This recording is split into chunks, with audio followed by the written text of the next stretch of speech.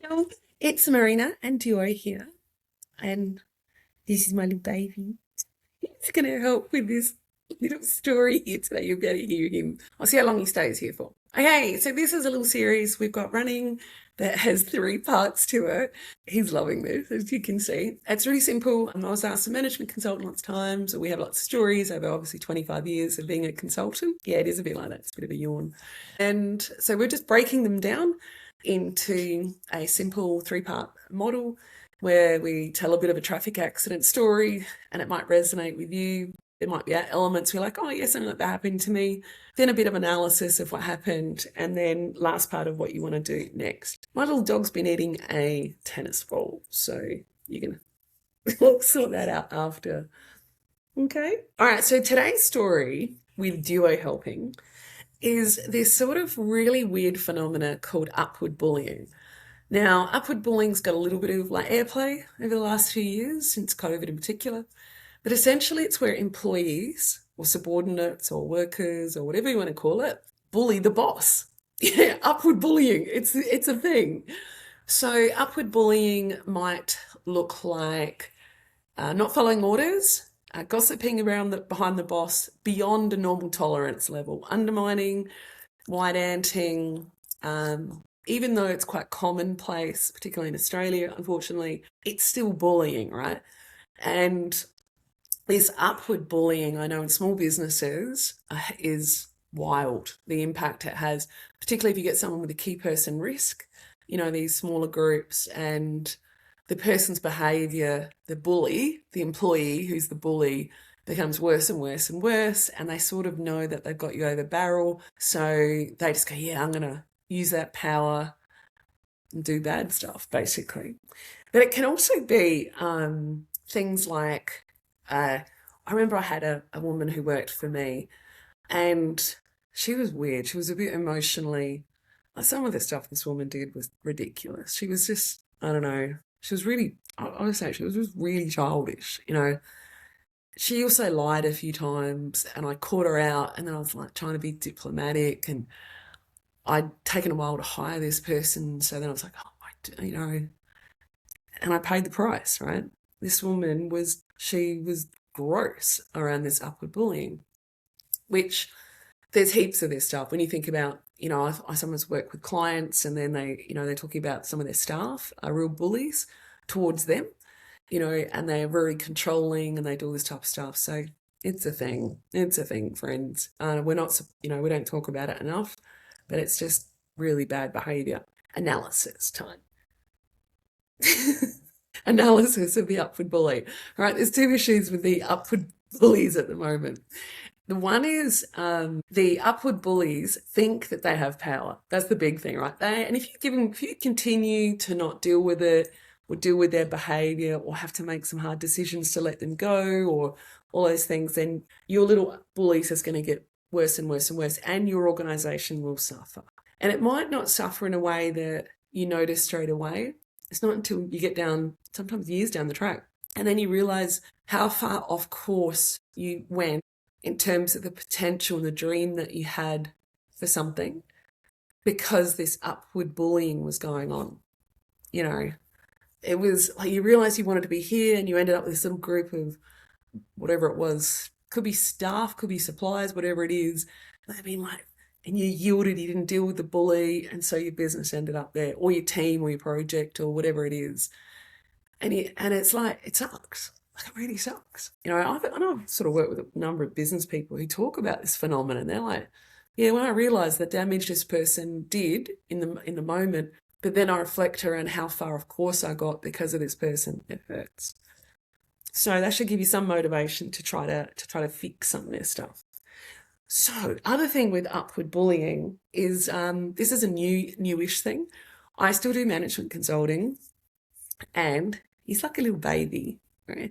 So, the thing with management consulting is that you often get access to clients in really vulnerable states, and they ask you things, with restructure as well. I've just noticed over the last couple of years the complexity of the industrial relations framework in Australia, and when people are how hard it is to deal with upward bullying, what they're electing to do now is just get rid of people. rather than try to remediate them or reform them. And they will do a full restructure or a partial restructure of a team to trigger a spill and fill, or they'll do something to squeeze a roll out, change it, then deal with the upward bullying. And there's lots of reasons for it. I'll just add another part to that analysis. Upward bullying, because it gets worse and worse and worse. Once they've got some momentum and they've started to get what they want and they're starting to take ground. I don't know. That's the only way I can describe it. It's sort of weird, but you wouldn't do that, would you? No. But once that momentum starts, it doesn't slow down on it. Back to the analysis. So we know that it goes on. It's really painful. It hurts. Businesses get damaged. Under the covers now, bosses aren't dealing with it. They've got enough stress in middle management, so they're just going to get rid of people. It's like, I'm not even going to try to have a difficult conversation. Let's just restructure this person away, which is, what do you do? It's really hard. And you can have a whole discussion, debate about that. Every time it happens, I get asked to do a job around that situation. That reflective nature of mine gets really pushed quite hard because I think everyone should be given a go to improve. But upward bullying, I don't know, they sort of take advantage of some of that niceness as well. All right, so what do you do if you're the recipient of an upward bully? All right, I'll tell you the academic answer. Academic answer says you limit the relationship, you reduce interpersonal skill. And weirdly, you see people do the opposite. They actually want to be friendly and they hope that by fawning with their employee or their staff or a teammate, this person's going to suddenly wake up and start treating them decently. They're not.